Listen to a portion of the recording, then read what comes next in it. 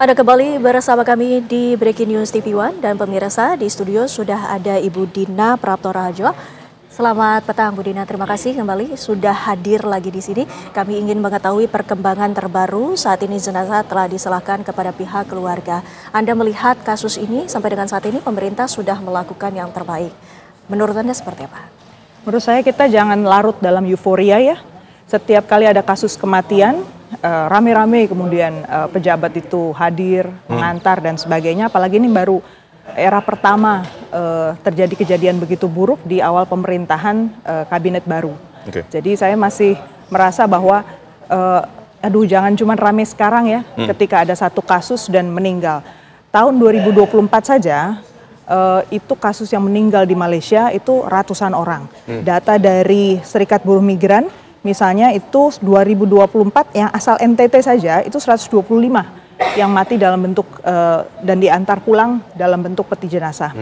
Kemudian yang meninggal di detention center di bagian artinya depo tahanan imigrasi ya di Malaysia itu mencapai 149 buruh migran di tahun 2022. Dan memang akhirnya kenapa saya kutip data-data dari masyarakat sipil karena dari pemerintah itu nggak ada data resmi yang begini-begini itu justru nggak ada. Jadi semua itu selalu akhirnya masyarakat sipil yang harus mencatat, membantu memulangkan. Jangankan cuma Malaysia, kasus-kasus yang lain terakhir ada kasus di Jepang. Kemudian dari negara-negara Taiwan misalnya. Kalau meninggal itu biasanya biaya yang di cover itu nggak full untuk sampai pulang ke rumah masing-masing.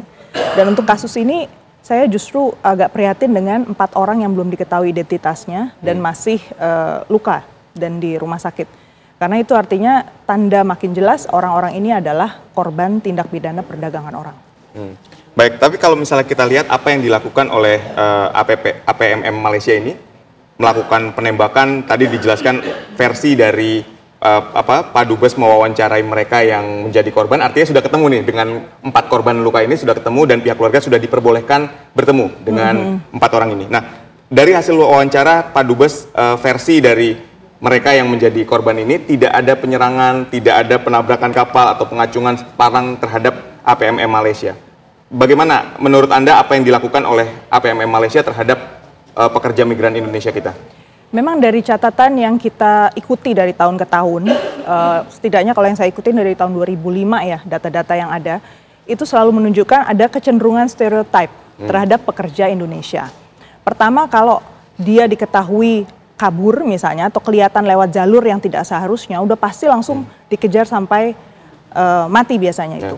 Lalu dan orang-orang yang kabur lewat jalur itu biasanya memang nggak punya dokumen. Tapi sekali lagi catatannya, ini manusia. Dan kita punya 2 jalur diplomasi soal ini. Bukan hanya yang bilateral lewat Pak Hermono, tetapi juga ada jalur ASEAN. Dan di ASEAN itu kesepakatannya adalah siapapun tenaga kerja yang berangkat di wilayah ASEAN itu harus dilindungi. Karena apa? Ada kerjasama untuk pekerja migran, ada kerjasama untuk tindak pidana perdagangan orang. Dan kita tahu wilayah kita ini sangat rentan tindak pidana perdagangan orang. Tanda-tandanya jelas. Salah satunya tadi satu kapal 15 orang. Kemudian yang kita ketahui sekarang 4 orang itu nggak jelas identitasnya. Bahkan 26, informasinya begitu. 26 ya satu kapal. Wah itu luar biasa ya. Artinya kembali ke poin saya juga bahwa orang-orang ini nggak mungkin tanpa dokumen sebenarnya. Pasti mereka awalnya pegang dokumen. Tetapi dokumen itu biasanya ditahan oleh pihak yang berwenang. Dan tadi saya bilang, mereka itu sangat ketakutan kalau jumpa dengan otoritas dari Malaysia. Tapi sekali lagi faktornya nggak mungkin mereka ada di Malaysia tanpa ada yang ngundang kan. Nggak mungkin ada tempat kerja yang mau menampung mereka kalau tidak dari dalam sendiri ada yang narik. Nah, mengingat ataupun melihat dari kasus ini, Pak Hermono masih bersambung bersama kami? Iya. Pak Hermono, desakan dari pemerintah Indonesia jelas bahwa Malaysia harus transparan. Apakah ini pun telah dilakukan oleh pihak KBRI selaku perwakilan dari Indonesia? Langkah-langkah apa saja yang saat ini tengah dilakukan? Ya, dari hari pertama kita mengetahui kasus ini, kita sudah mengirimkan nota diplomatik kepada Kementerian Luar Negeri Malaysia meminta adanya yang full investigation. Ada investigasi yang menyeluruh bagaimana sebetulnya masalah ini terjadi. Termasuk kemungkinan adanya excessive use of force. Ya. Nah ini mereka belum merespon, tetapi dengan adanya fakta bahwa keterangan dari PDRM atau polisi di Raja Malaysia dan polisi dengan PMI itu berbeda, maka tuntutan atau keperluan untuk adanya investigasi itu menjadi semakin penting ya, supaya masyarakat ini tahu apa yang sebetulnya terjadi, apakah ini penembakan yang dibenarkan atau tidak, karena kalau tidak ada penyerangan, tidak ada ancaman, tentunya ini tidak termasuk dalam self defense ya. Self defense itu kan kalau terancam. Tapi kalau mereka tidak berbuat apa-apa, tidak menggunakan senjata, saya kira tidak dapat dikategorikan sebagai self defense. Baik, Pak Hermono, kami ingin mengetahui sebetulnya bagaimana saat ini kondisi keempat orang yang mengalami luka tembak, apakah identitasnya sudah diketahui? Terus apakah juga 26 pekerja migran yang berada di dalam satu kapal itu juga sudah diamankan atau dijaga oleh pihak KBRI sendiri? Ya, dari 4 yang sedang dirawat itu yang sudah diketahui identitasnya 3 orang. Satu memang tidak ditemukan sama sekali dokumen di badannya. Dan dari yang 4 itu, 2 ini kemarin baru dilakukan operasi di leher, tulang leher belakang, dan 1 lagi operasi diangkat ginjalnya 1 karena terkena peluru. Kondisi mereka belum sadar, tetapi menurut dokter dapat dikatakan stabil karena ini proses biasa setelah operasi. Dan yang 2 orang lagi yang di rumah sakit itu kondisinya sangat baik ya, tidak ada mereka bisa duduk, bisa makan, tidak ada masalah. Nah memang kita juga sekarang ini ada 2 yang menghubungi KBRI menyatakan dua-duanya adalah penumpang yang ada di kapal tersebut. Dua-duanya mengalami luka, tetapi yang 1 sudah kita temui lukanya ringan di bagian lengan sini, dan 1 lagi baru tadi sore akan dijumpai. Saya belum mendapatkan laporannya karena saya ada di Jakarta ini. Baik, dari pihak KBRI sendiri yang ada di Malaysia terus mengawal kasus ini, Mbak Dina, kami ingin mengetahui bahwa memang kita ketahui Presiden Prabowo Subianto dan juga Anwar Ibrahim ini telah bertemu. Apakah menurut Anda dengan adanya kasus ini akan menjadi permasalahan antara hubungan bilateral kedua negara ini? Kalau dari waktu ke waktu sebenarnya justru masalah ini nggak pernah dibawa sampai ke hubungan bilateral yang serius di level kepala negara. Karena gini ya, itu sudah dari tahun 2005-an lah, itu para pemerhati isu-isu pekerja migran sangat giat, bahkan mengambil inisiatif untuk mencatat siapa saja sebenarnya orang-orang ini, modusnya seperti apa. Bahkan di 2017 sudah ada pernyataan misalnya dari Migrant Care ya, darurat bahaya ya untuk pekerja migran yang berangkat ke Malaysia. Karena aparat yang terlibat itu sampai sudah disebutkan namanya, terlibat menerima suap, dan itu dari pihak Indonesia.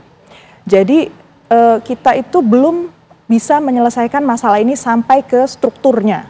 Masih berulang terus modusnya. Menurut Anda upaya apa yang harus dilakukan untuk menjaga pekerja migran Indonesia di luar negeri, terutama di Malaysia? Oke, 1 tadi kan kalau di pihak KBRI, kantor perwakilan itu jalurnya ke Kementerian Luar Negeri.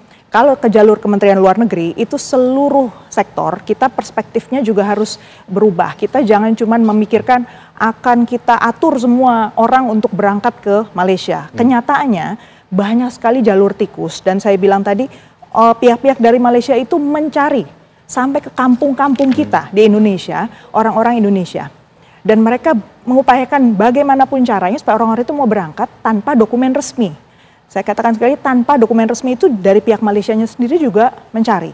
Yang kedua, sekarang kita punya kementerian. Kementerian Pekerja Migran Indonesia. Dulu, zamannya masih badan BP2MI, orang bilang baru badan. Kurang harus bentrok selalu sama Kementerian Tenaga Kerja misalnya. Nggak punya kemampuan untuk membuat regulasi. Tahun ini berarti kita harus bisa melihat aksi lebih nyata soal pendataan, soal pencegahan. Saya tadi juga mengutip pentingnya kita memperhatikan korban. Karena korban ini biayanya sebenarnya siapa yang nanggung? Biaya ketika mereka di rumah sakit, itu kan jelas nggak ditanggung oleh pihak Malaysia pastinya ya. Jadi itu pasti biaya yang dibebankan kepada siapa pertanyaannya? Kalau Uangnya dalam siapa kasus yang ini dipakai? dibebankan kepada pemerintah. Nah, Pemerintah menjamin. Kebetulan dapat perhatian ya kan? Dari waktu-waktu ke waktu, masalahnya bukan cuma berhenti di saat itu nanti sembuh. Ya. Kan orang di dispatch tuh ke luar dari rumah sakit, biasanya nggak mungkin dia stay lama-lama di rumah sakit kan. Kemudian perawatannya, dia cacat mungkin karena lukanya berat, ya kan? Siapa yang akan menanggung? Mengantarkan pulang. Kemudian karena BPJS Ketenagakerjaan tentu nggak bisa menjangkau sampai ke sana. Biaya kita untuk pekerja migran nggak sampai ke sana. Kemudian yang ketiga juga kalau kita bicara soal pencegahan tadi ya, faktor-faktor dokumen, orang-orang yang nggak berangkat tanpa dokumen resmi ini biasanya memang lewat jalur-jalur tikus. Dan jalur tikus ini sampai sekarang itu di mana-mana, dan semakin itu ditutup oleh pemerintah atau berusaha ditutup, mereka justru melewati jalur-jalur yang makin berbahaya. Baik. Jadi ini masalah serius karena tadi ada di Aceh, ada di Rokan Ulu, ada yang di daerah-daerah Bengkalis segala macam. Kenyataannya nggak ada lapangan kerja yang tercipta. Baik. Jadi kementerian yang lain pun di luar dari Kementerian P2MI juga harus bersikap. Jadi ini bukan masalah sekedar penanganan hukum di KBRI ya, tetapi di dalam rumah pun ada pekerjaan rumah yang harus diselesaikan. Dan kita harapkan untuk kasus ini bisa terang benderang agar juga ada antisipasi agar kasus ini tidak terjadi kembali. Jangan sampai Terima kasih lagi. Mbak Dina, Pak Hermono, juga terima kasih waktunya bersama kami di Breaking News TV One. Dan pemirsa, ini sekaligus mengakhiri perjumpaan kita di Breaking News. Sesaat lagi Anda masih akan menyaksikan Kabar Petang. Sesaat lagi.